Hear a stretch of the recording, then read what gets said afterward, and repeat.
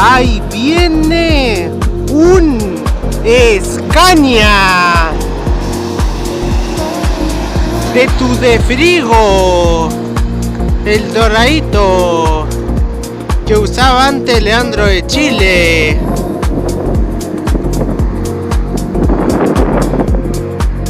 Atrás viene un Volvo 460 de Nazar y un MAN de Corman.